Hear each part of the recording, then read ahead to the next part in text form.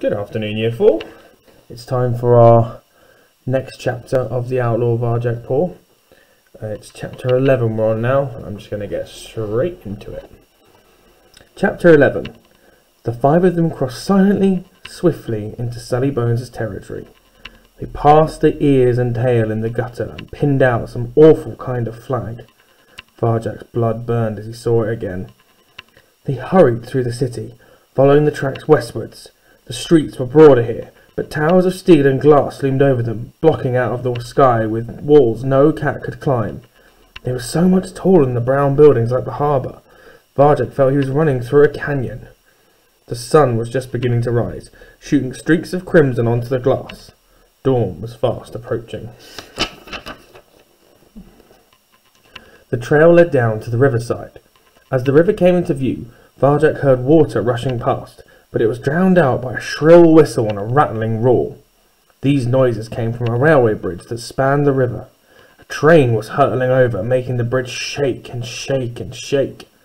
It made Varjak's fur shake too, and put his teeth on edge. This part of town was so different to the harbour. It looked like the riverbanks had been eaten up by the towers. Chimney stacks belched out smoke. The taste of burning was thick on the air.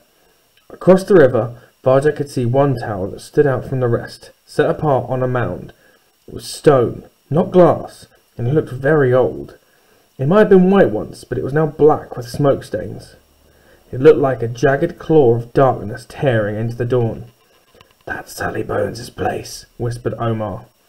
"The graveyard. She only comes out of it at night. If you end up there, it's over. Down here by the river, this is where they bring the prisoners first, to soften them up." He led them down to the top of a rickety wooden gangplank that led down to the waterfront. It juddered as the train went by. The railway bridge stretched far off into the night, across a wide expanse of water. Most of the river was calm and still. Just under the bridge, though, it churned with dirty brown froth. "That's strange," thought Varjak. "Why is it churning like that?" He crept to the edge of the gangplank. It was low tide, so the river's muddy banks were exposed. There was no sign of Sally Bones, but there were 6 of her gang just below him. 6 brawny tomcats. One of them was pinning Jess flat in the mud. 3 of the others were watching from a distance, laughing. Razor was looking out over the river alone. Luger was leaning over Jess and shouting, "Where is he? Where is he? Tell us!" Jess didn't answer. Luger nodded at the tomcat pinning her down.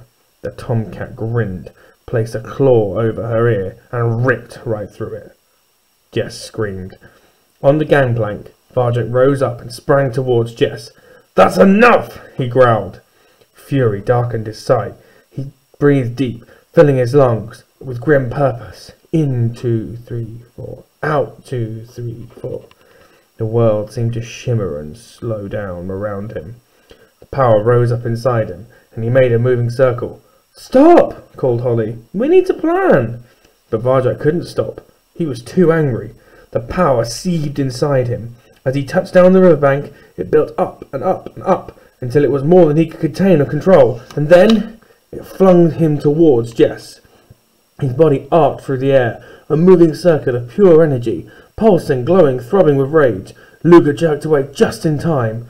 Varjak turned to the tomcat who was pinning Jess down, and the power exploded. Smash! Smash! Smash! The tomcat crumbled. He sank it to the ground. Something splattered on Varjak's fur. Mud, perhaps. Or blood. The tomcat was very still. Up on the railway bridge, a train whistle shrieked at the dawn. Varjak roared, full of ferocious joy. There were 5 more cats to fight, but the power was so strong. It felt good. He wasn't scared of it anymore. It was flowing all around him, like a ring of fire.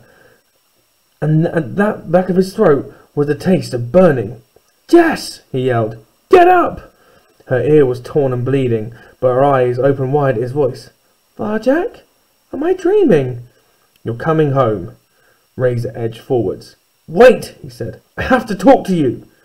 There was a strange expression in his eyes that Varjak couldn't read, but there was no time to wonder what it meant. His awareness screamed with danger. Behind him, another tomcat was coming to get him.